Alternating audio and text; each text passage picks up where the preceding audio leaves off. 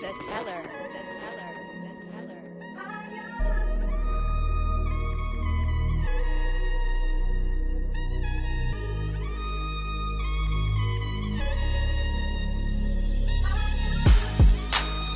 It's another day. Left jab, right jab. This is MMA. Mixed martial arts, quick body parts. Undefeated when I pick 'em. Who the champ, who the victim? Looking in my crystal ball, I predict the winner. Never stop fighting. If you lose, keep your chin up. Know how the game go. I'm a smart fella. Welcome to the show. This the MMA fortune teller.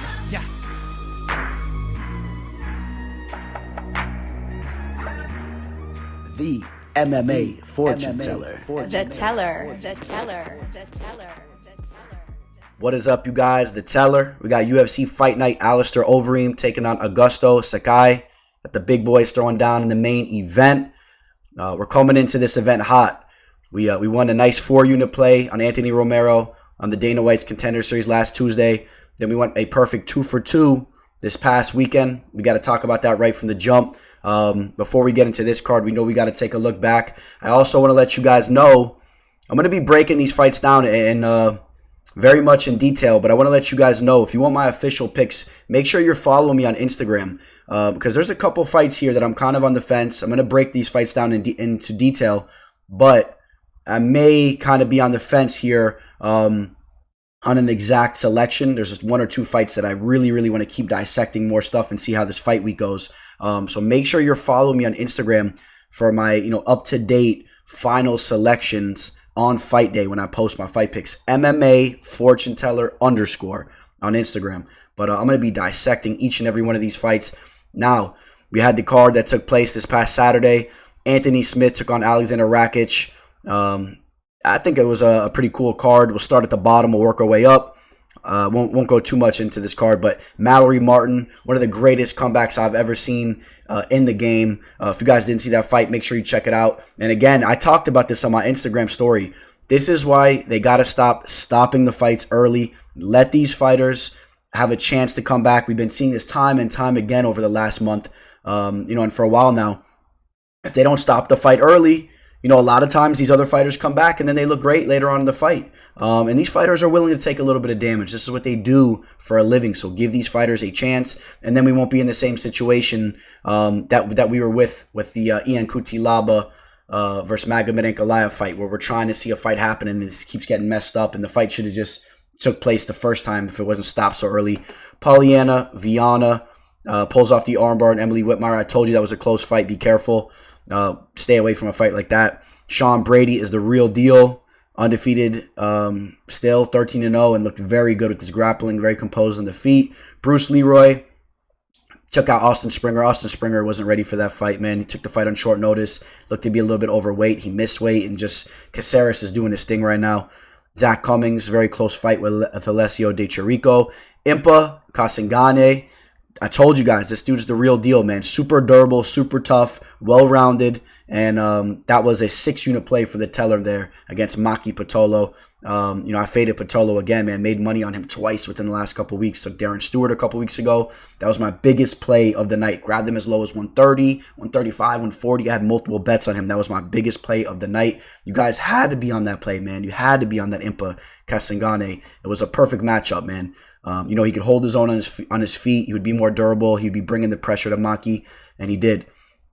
Ricardo Lamas, I was on Bill Algeo. I thought that fight was very close. Didn't touch it betting-wise for the sheer fact for exactly what happened. I was worried that Lamas would have been able to start to wrestle him and wear him out in the later rounds, and he'd be more strong, a little bit stronger. But Algeo more than held his own on the feet, and overall in that fight, I thought Algeo proved he's a tough customer, and I thought he could have won that fight, or it could have been a draw. I thought Algeo, you could argue that he possibly won the first and second rounds, although Lamas beat the crap out of him in the third round.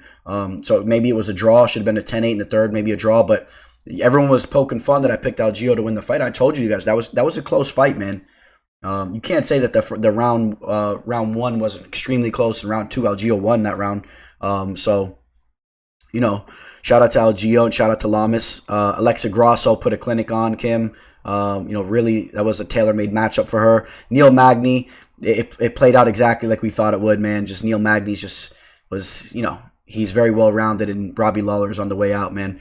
Alexander Rakic, my 5.5 unit play, cashed, man. This guy is a true threat to be a champion in the light heavyweight division. In my opinion, he's the front runner, man. Let those other guys figure out what's up. Dominic Reyes and Jan Blachowicz, and then Alexander Rakic is going to be waiting, man, relatively soon. Maybe he has one more fight or whatnot. Keep an eye on him. Super well-rounded, showed that he can grapple as well, avoid the submissions, and his striking. Dude, he was throwing double leg kicks, crazy stuff you don't even see happen. He's so dangerous in the feet. You're going to see him sleep a lot of guys in the octagon, mark my word. So, that wraps that up. 2 for 2 night. Cashed in the 6-unit play, the 5.5 unit play. Hit the Dana White's Contender Series play. We're rolling in hot to this card, and I got some snipes ready to go for this card, okay? All right, in the first fight of the event, we got a newly added fight here. My boy, Brian Kelleher, taking on Kevin Natividad, who I think he was fighting over in LFA.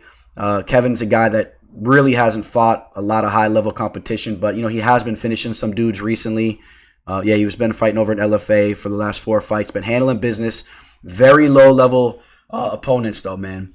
The Kyle Estrada fight was a good win for him, but this is a major step up in competition. Although you guys know I'm not the biggest fan of Kelleher's. If you guys don't know why, run the tape back. I'm not the biggest fan of Kelleher, but it's all in good fun. Kelleher is a tough opponent. He was initially supposed to be matched up with Ricky Simone. Ricky Simone had to pull out due to one of his coaches testing positive for COVID. And this should be Kelleher's fight. I don't have a line on this fight right now, but Kelleher is definitely going to be the favorite here. And hopefully this fight can play out in an entertaining type of way. Maybe it takes place in the feet, and maybe this dude Kevin can hold his own in the feet. He definitely has knockout power. He's 9-1, but again, against very low level competition. Take a look at him here over in the LFA scene. He comes in good shape. He's a tough dude, and he likes to stand and exchange on the feet.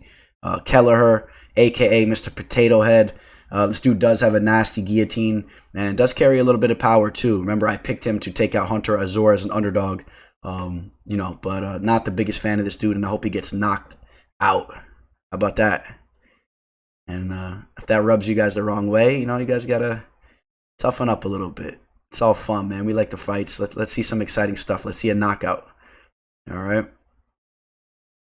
And the next fight. Oh, so as far as selection, you got to go Kelleher, though. Let's see what line comes out on that fight. I don't have a line on that right now, but Kelleher is going to be the favorite. And, Kelleher's a little bit more battle-tested, and he's been in the UFC right now, fighting in the UFC for a little bit now. So Kelleher has got to be the pick. But let's see what kind of line we get.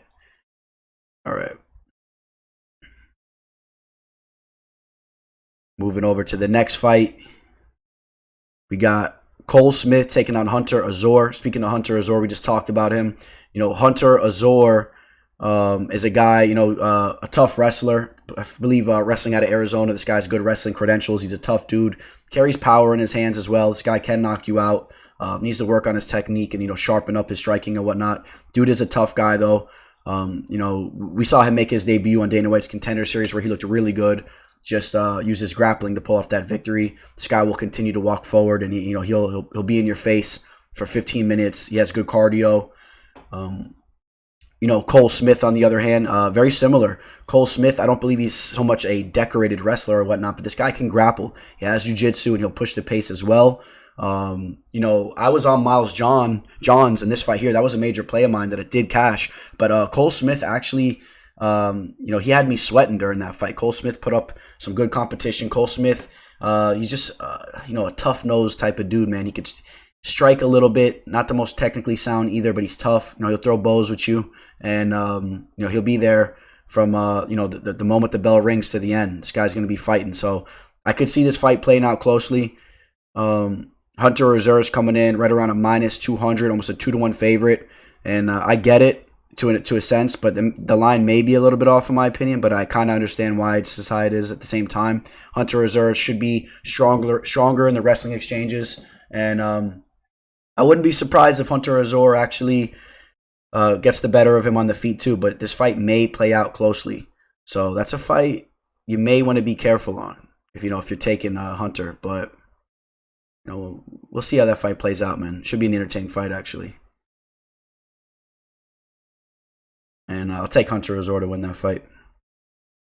All right, we got Alexander Romanov taking on Marcos Rogério de Lima. Alexander Romanov was supposed to make his debut in the UFC about 2 times. Both those fights fell apart. So I've been doing some fight research on this guy for quite a bit now. He's a big dude. He's a big heavyweight fighter. And this guy, his grappling was pretty impressive, man. You see this guy pick dudes up and slam them down in a powerful type of way. Fighting out of Moldova. Marcos Rogério de Lima is a guy that's been flaky in the past. He's somewhat well-rounded. He could throw down with you on the feet. He can strike. He also has some submission skills. We've seen him pull off some submissions in the UFC. But he's a guy that's been very flaky. We've seen him fold sometimes as well. In particular, which fight was it? I mean, got choked out by Stefan Struve. It's a little bit questionable. He's been susceptible to being submitted actually quite a bit. He's been subbed 4 times. Over the last, over his last 8 fights or whatnot. So, I mean, this guy is susceptible to being submitted. I don't necessarily see Alexander Romanov going out there and submitting him. But, maybe he works his ground and pound and he could hurt him as well. You see, finishing fights left and right too, Take a look at the line on this fight. Yeah, it's pretty much a pick'em. And I like Romanov here. I like the UFC newcomer, man. I like this guy, Romanov. I like the power that he brings. I like the strength that he has. I think he'll be stronger in the clinch when these guys lock horns. I think this guy will be the one that's kind of controlling the movement in the clinch and winning those battles. So, if this fight goes to decision, it might be a good thing for Romanov. He'll probably look a little bit better. He has power as well. Wouldn't be surprised if we see Romanov get a stoppage here too. So, I'm going to go with the newcomer fighting out of Moldova. I believe it was, right? Fighting out of Moldova. Yep, fighting out of Moldova. Take him to win the fight. Marcos Rogério de Lima also putting in work with American Top Team, just to point that out as well. He's always getting some very good training in. See him rubbing shoulders with Brock Weaver, Thiago Santos, Maheta. So he does get good training. I'm not super high on the guy. So it's a close line there too, man, if you like it. But it's a close fight. All right, guys, we're moving on. We got some entertaining fights as we move towards the top of this card. So, all right, in the next one, we got Montana De La Rosa taking on Viviane Araujo. And Montana De La Rosa, you guys know the deal with Montana. Montana made her first real appearance on the Ultimate Fighter show. And, people kind of gravitated towards her. She's one of the more aesthetically pleasing females that fight, MMA. But she's also a very well-rounded type of fighter. She has very good jiu-jitsu. She's been working on her striking. And, she's married to Mark De La Rosa, UFC fighter. Not sure how much longer he's going to be a UFC fighter. I'm not sure if he's since been cut. He's been having a tough road here as of recently. But, it's a good thing to see that, her husband is a very skilled fighter and she could be, learn a lot from him. They're training nonstop and they're constantly together. So that is a good thing. I think Montana De La Rosa is an underrated fighter, man. She's only 25 years old, I believe. And, 25 years old, I think you're still going to see major strides from her. I think she's going to keep evolving in front of our eyes, man, at least over the next 3 years. She's a tough chick. She needs to work on her striking a little bit more and her strength in the clinch and whatnot. Like to see her get a little bit stronger. Viviane might be a little bit more of the stronger opponent here.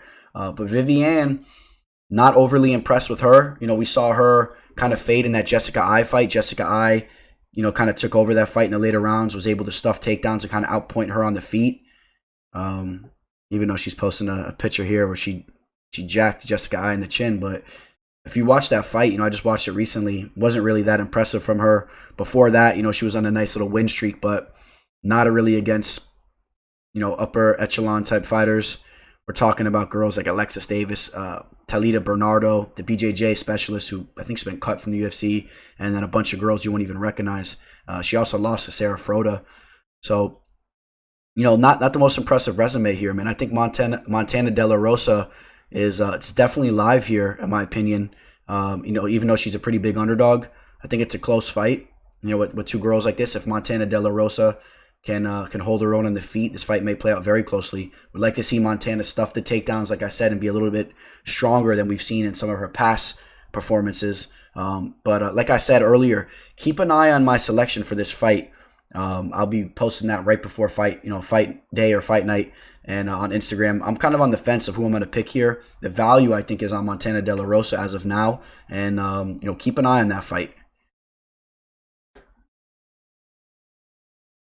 See Montana getting some rays over here, rolling around in the sand.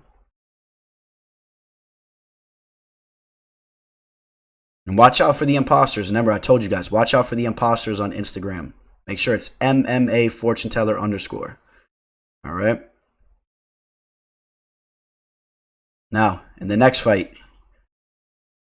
we got Bartosz Fabiński taking on André Muniz. This is a nice matchup here. Bartosz Fabiński. This guy is first and foremost. Let's see how these guys match up. 6 foot to 6'1". Fabiński will have a 3-inch reach disadvantage. Fabiński is pretty much a wrestling specialist. He does have high wrestling credentials. He's very powerful with his grappling. This guy, once he gets a hold of you, man, he will take you down and he will grind you out. So that let's not get that twisted, man. Let's not get it twisted, guys. That is what he's there to do. Not overly impressed with his striking. I think Muniz can hold his own on the feet. I think Muniz is actually a pretty impressive, well-rounded fighter. He has submission skills. This is a dude that I've been impressed with since his major upset on The Ultimate Fighter. I think that was Taylor Johnson that he submitted in that fight. Taylor Johnson was a guy that people were extremely high on going into that fight. Taylor Johnson was a big favorite. And Taylor Johnson came out there, looked very powerful, explosive, but Muniz was composed, and he ended up getting a nasty submission. And since then, I've been pretty impressed with him. He also took out another guy that I was very high on, and Antonio Araujo, a guy I've made money on in the past. So that Antonio Araujo is a very well-rounded, dangerous fighter on the feet. So if Bartosz Fabiński can't get the takedowns and can't nullify Muniz, and just kind of stalemate him and hold him down and whatnot, I think that it'll be a tough night for Bartosz. And I think that's pretty much how a lot of his fights are going to be going. But he is good at what he does. Let's not get it twisted. He is good at what he does. Just took out Darren Stewart over in Cage Warriors. That was a match where they just had a little fight outside the UFC, I guess, with the whole COVID situation. They were able to hop on a card out there. The Emil Weber-Meek fight, that was a fight he kind of gassed out by continuously going for takedowns, but he did enough to win that fight. And take a look at the line here. Yeah, Bartosz is actually coming in as the favorite, and I'm more leaning towards André as of now. And I understand it, though. It's always nice to have a guy that has very high-level grappling skills because, when all else fails, man, he could just jump into that clinch and shoot those takedowns, and, he could get right back into the fight. He can control the fight. I get it. It's always good to have fighters that are very strong wrestlers like that. But André Muniz, to me, maybe or is, in my opinion, probably the more well-rounded fighter. So as of right now, I'm kind of edging Muniz to win this fight. It's the way I'm going with that.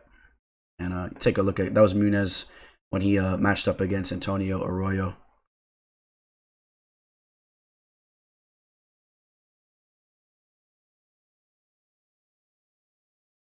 All right. Got a nice matchup up here next, man. This is a nice stylistic matchup. Thiago Moisés taking on Jalin Turner. Both these guys coming off very impressive victories. Thiago Moisés, remember, he was actually getting pieced up a little bit by Michael Johnson, but he was super composed. Ended up, I think he did like an Amanari roll or something. I forgot exactly how he got that fight down to the mat, but ended up grabbing a hold of Michael Johnson's legs, pulling off the nasty submission. I'm very high on Thiago Moisés' grappling. Training out of American Top Team, only 25 years old. This guy is a dangerous fighter. But you know what? If he doesn't get that submission or if he's not able to use his grappling, he's not the most impressive on his feet. As I said, we saw Michael Johnson completely pick him apart. We've seen Beneil Dariush, Damar Ismagulov style on him a little bit as well. This is, like I said, a stylistic matchup. Jalin Turner is a guy that is very dangerous on the feet. We've seen him look, very good in his last fight, even though it was against a lower-level opponent. He looked spectacular on the feet against Joshua Kalibau, who took that fight on short notice. He was supposed to be matched up with somebody else. But, we saw Matt Favola he was able to use his wrestling against Jalin Turner, able to use the grappling. That's something that you want to pay attention here, man. Can Thiago Moisés get this fight down to the mat? And if he does, he probably will be able to pull off a submission on a guy like Turner, in my opinion. Even though Turner hasn't been subbed in a little bit, actually Turner's never been subbed, but I don't really think that he's really been in any situation like he's going to be this upcoming Saturday. Not a lot of high level or high caliber submission artists here if you look at his resume. So this is a step up as far as the grappling goes for Jalin Turner. And as far as for Thiago Moisés, he needs to be careful because Turner will put it on him on the feet, man. So he better be ready to go. This was the leg lock that he pulled off on Michael Johnson. And very impressive performance for him. The way he was so composed in there, and he relaxed and he waited for his spot and he was able to snatch that leg. And like I said, getting some proper training. This is an interesting matchup, and the value has to be on Turner here. Turner is a pretty big underdog. Turner is right around plus some money's coming in on him. He was plus 170, now he's plus 160. So if you're on Turner, you might want to jump on that now because that might disappear here relatively soon. Turner is dangerous on the feet.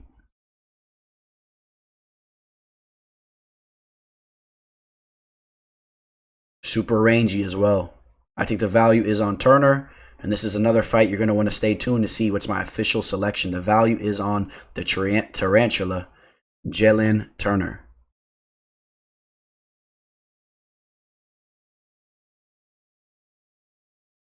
All right, guys. Cruising right through this card. Just to let you guys know, man, MMA Live discussion is going down this Thursday. And I'm going to have a loaded show for you guys. A bunch of fighters are going to be on the show. So I'll make it good for you guys. To make up for the fact that I missed this past Thursday, was on a little bit of a road trip, was out of town, so I'll make up for it this Thursday. Now, this next fight, guys, if you guys don't know about this fight, you guys are slipping. This is the fight of the night already. I'm calling it. Michel Pereira taking on Zelim Imadaev. And both of these guys, in my opinion, are the two of the most exciting fighters in UFC. I don't know if I want to say the most excited, but they're right up there. These are two guys that it never fails. They're going to bring the energy every time they step in there. We'll start off with, let's see who we're going to start off with here. Michel Pereira throwing all types of flying attacks. You see him here against Danny Roberts. What a spectacular performance that was for him. Ended up getting the knockout on Danny Roberts.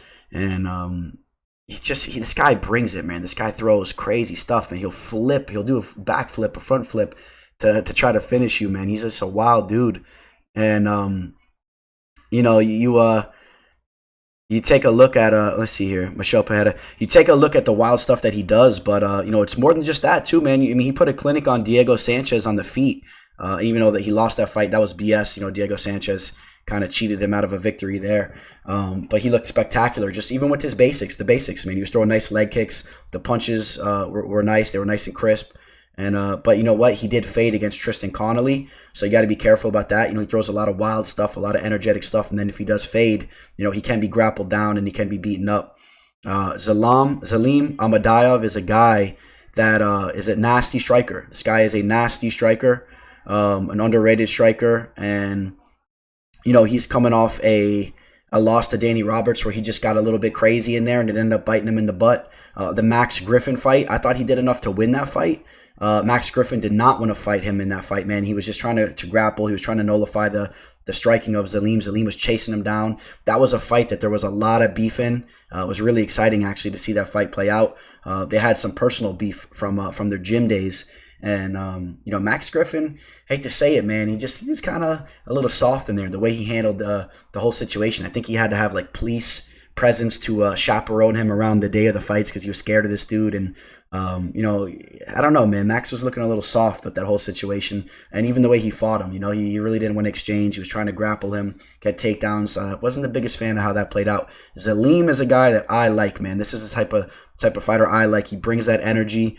And he's going to bring that energy again. And I'm going to take him to win this fight. I think that he can survive Pereira's wild stuff. And I think the longer the fight goes on, I think that Imadaev will be the guy that will start to take over the fight. I do think that. Even though Michel, let's see here, Michel is coming off the Diego Sanchez fight where he did look like he cleaned up some things since the Tristan Connolly fight. His cardio did last a little bit better. He looked a little bit more polished up with the cardio. I'm going to go with Zelim here as of right now. I'm taking Zelim, and it's pretty much a pick 'em, so expect this to be the fight of the night. This has got to be the fight of the night. These are the guys. If you guys missed that fight, if you guys are out smoking a cigarette or whatever, that's not the fight that you want to do that. You need to be sitting in front of the TV, ready to go for that fight, because that's going to be absolute fireworks. And then you go from that fight to this fight. Sijara Eubanks taking on Karol Rosa. Karol Rosa is a girl we just saw fight not too long ago. She looked pretty dominant in that victory against, who was it against? It was against another Brazilian fighter, Vanessa Melo. And Vanessa Melo, landed some shots on her, but it was not enough at all. And, Karol Rosa is a very tough chick. She has good grappling. I kind of like the skills that she brings to the table. She can eat your shot. She'll get a hold of you, rip you down, and, she'll win a nice decision on you. Sarge, on the other hand, Sarge is a girl.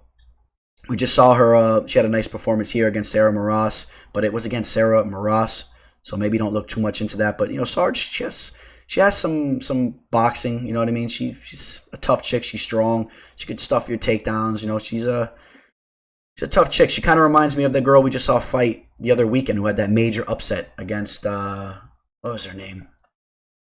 Name slipping my mind right. You guys know what I'm talking about. The major upset that we had. She kind of reminds me of that chick there. Girls that have been around the block for a long time. They don't have the most impressive resume, as far as what their record is, but they've been fighting some tough fighters. They've been around for a long time. And, excuse me. Man, I think that's what Sarge brings to the table, man. Some of these fights, let me go to Sarge. Some of these fights play out closely, and these are the type of chicks that, they can spoil your party. And but she did lose 2 fights, she shouldn't have been losing. I mean, Aspen Lad's a tough out, but Betch Kelleher, you shouldn't be losing that fight. She did not look good in that. She did not look good there. And I got to edge Karol Rosa to win this fight. Karol Rosa right around minus 150, and Karol Rosa, she's nice and warm, and she was just in the octagon. She's not gonna be out of her element inside the cage, man. She's gonna be ready to go. And but I don't know. This is a fight you might want to keep an eye on. Keep an eye on that fight. Maybe there's some value. Some of these girl fights play out closely, but I'm on Karol Rosa here. I like Karol Rosa.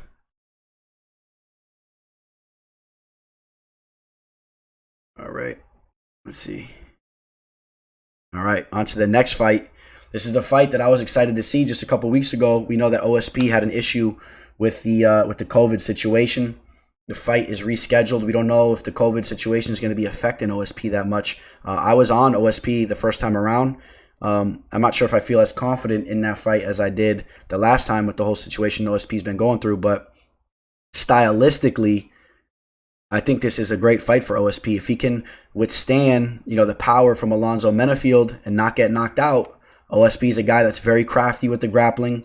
This is a guy that he has very underrated grappling, very underrated submission skills. The Von Flue choke is probably going to be changed to the OSP choke by the time he retires from the game. We just saw him in a tough matchup over in the heavyweight division against Ben Rothwell. And Ben Rothwell is a tough customer. Ben Rothwell is a big boy. He's a lot bigger than Alonzo Menifield.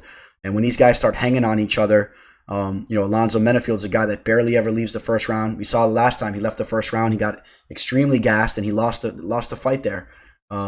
Alonzo, he lost to who was it? It just took him out.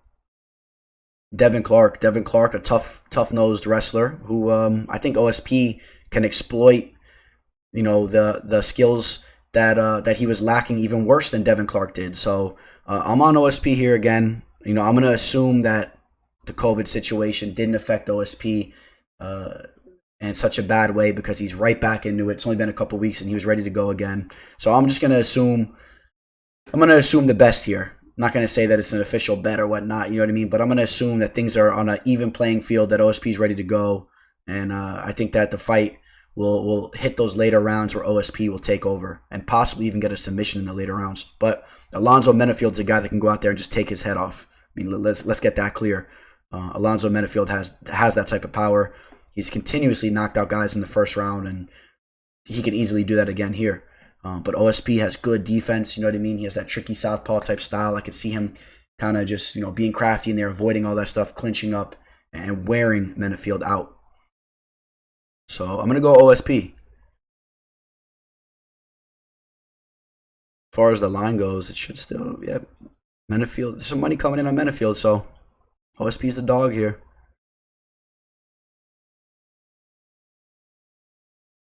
All right. We're hitting the main event, boys. Let's see. We got the legend, Alistair Overeem, taking on Augusto Sakai. Overeem's 40 years old now. He's going to come in with the 3-inch reach, 1-inch height advantage. You guys know the deal with Alistair Overeem, man. His career, has hit a crossroads. He's not the same fighter that he was. He has to circle. He has to use footwork. His chin has taken a lot of damage throughout the years. This guy was a K1 kickboxer, a UFC, a heavyweight MMA fighter for years, fighting in Pride, Strikeforce, the UFC. This guy's a legend. He's taken so many shots, and he can't handle those shots. If Sakai touches him in the right spot, he'll definitely shut his lights out. There's no question about that. But Alistair Overeem has great footwork, and if he could withstand the early onslaught from Sakai, maybe let this fight go on to the later rounds where Sakai will lose a little bit of his speed and power. Overeem can see those shots coming from a mile away, and maybe he'll dip and dodge, maybe use some grappling, or just pick Augusto apart on the feet. I like Overeem's striking in all aspects. I like his leg kicks. This guy is so crafty. And there, I've seen him, use some of that I don't want to say unorthodox, man, because he used to be very polished, but he kind of changed his style in a way to a way that it almost is unorthodox. The way he knocked out Junior Dos Santos, the way he moves in this crafty way, these step-in shots that he does, man. He's really kind of changed his striking throughout the years. We've seen this guy evolve constantly. He's never stagnant.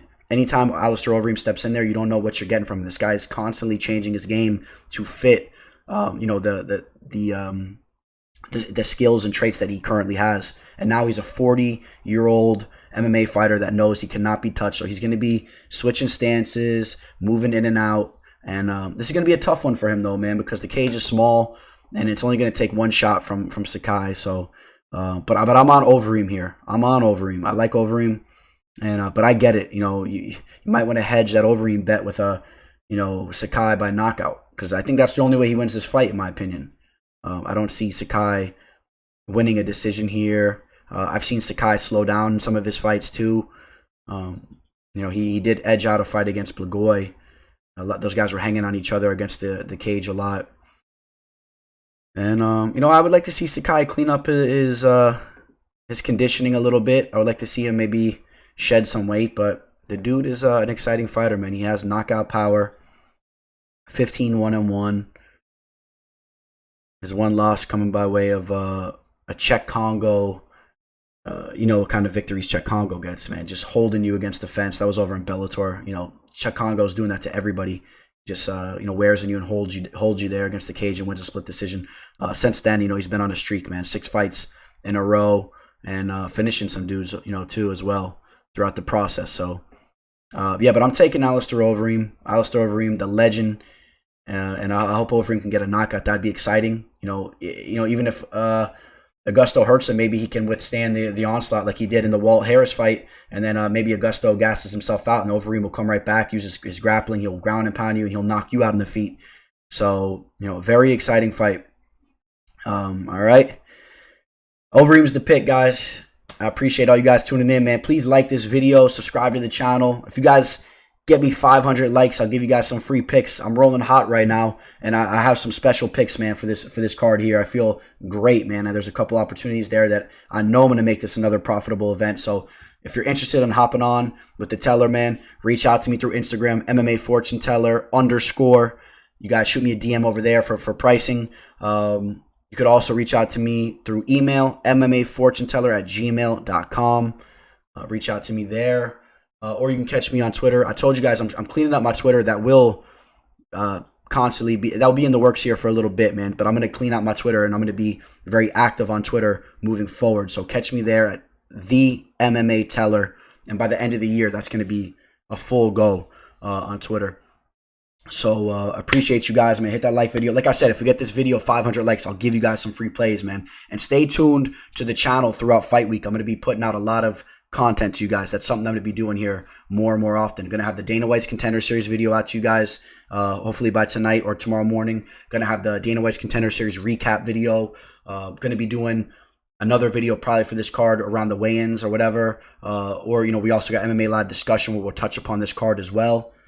And got a lot of stuff coming, man. I'm excited. Things are moving, man. We got money coming in, and that's what we're about, man. Cash and bets, and enjoying watching these fights. So shout out to all you guys. Make your guys' week productive. Make sure you guys are eating healthy.